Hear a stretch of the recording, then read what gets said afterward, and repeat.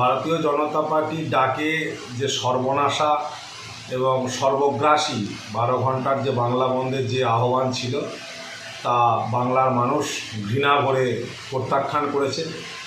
এবং আমি আজ লক্ষ্য করে দেখলাম যে আর 5টা স্বাভাবিক দিনের মতোই আজকে দিন হয়েছে। বিক্ষিপ্ত দু একটা ঘটনা ওরা চেষ্টা করেছিল যে জনজীবনকে স্তব্ধ করবে, কিন্তু মানুষ সেটা রাস্তায় দাঁড়িয়ে প্রতিবাদ করেছে, প্রতিহত করেছে এবং আর 5 দিনের মতো স্বাভাবিক জীবনযাপনই মানুষ আজকে করেছে। বন্ধের কোনো লেশমাত্র ছাপ পড়েনি বাংলার বুকে। আচ্ছা, আমরা আগেও দেখেছি বা এখনও দেখছি যে যে কোনো আন্দোলনের ক্ষেত্রে ধর্মঘটটাকেই বেছে নেয়, কেন এই বিষয়ে কি বলবেন? দেখুন, ধর্মঘটের যে কনসেপ্ট, যে স্ট্রাইক, এটা আজকের নয়, এটা 250-300 বছরের পুরাতন একটা কনসেপ্ট। অ্যাকচুয়ালি বাংলা আবিধানিক যদি অর্থ খোঁজা হয় সেখানে আমরা দেখেছি ধর্মঘটের প্রকৃত বাংলা ধর্মঘট অর্থাৎ স্ট্রাইক তো ইংরেজি শব্দ, এখান থেকে যেটা এসেছে এবং এটা হচ্ছে সম্মিলিত দর কষাকষির একটা কৌশলের নাম হচ্ছে ধর্মঘট।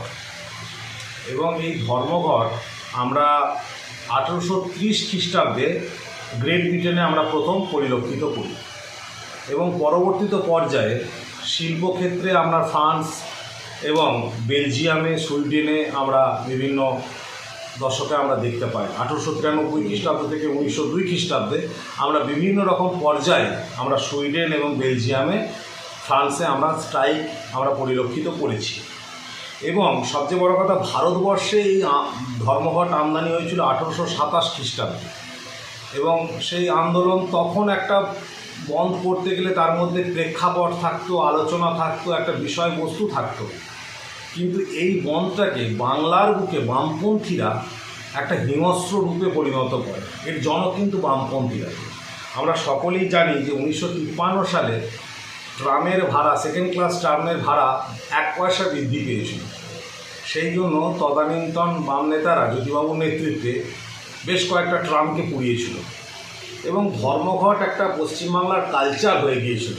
এবং সেই কালচারের ফলে আমরা দেখেছি পশ্চিমবাংলায় একাধিক কল কারখানা, শিল্প এখানে লালবাতি জ্বলে গেছে এবং শিল্পপতিরা যে শিল্পের বিনিয়োগ করবে সেই জায়গায় বাংলায় ভয় পেতেন বাম আমলে।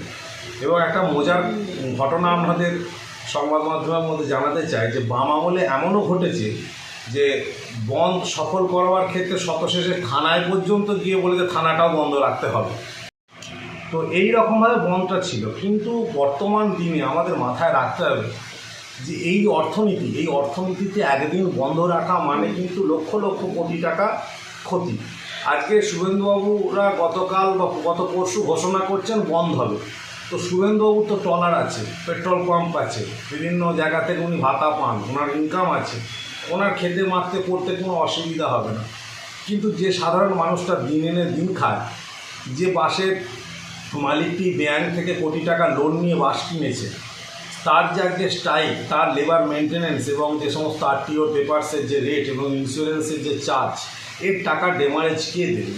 অ্যাকচুয়ালি ধর্মঘট অর্থনীতিকে অনেক পিছিয়ে দেয়, সামাজিক পরিকাঠামোকে পিছিয়ে দেয়।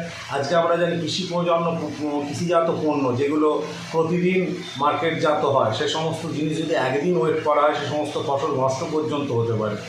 তো অতএব এটা একটা সর্বগ্রাসী, এটা একটা নোংরা কদর্য পদ্ধতি। এই পদ্ধতির মাধ্যমে কোনো সমস্যার সমাধান তো হয় না এবং এটা একটা দেশ এবং একটা প্রজন্মকে পিছিয়ে দেয়। তাই আপনারা ক্ষমতার আসার আগেও তো ধর্মঘট করতেন, তা সে বিষয়ে কী বলুন? দেখুন, আমাদের দল কখনোই হিংসা ধর্মঘটের মাধ্যমে আশ্রয় নেয়নি। আমাদের বিরোধী দল যখন আমরা ছিলাম তখন অনেক সময় আন্দোলন হয়েছে।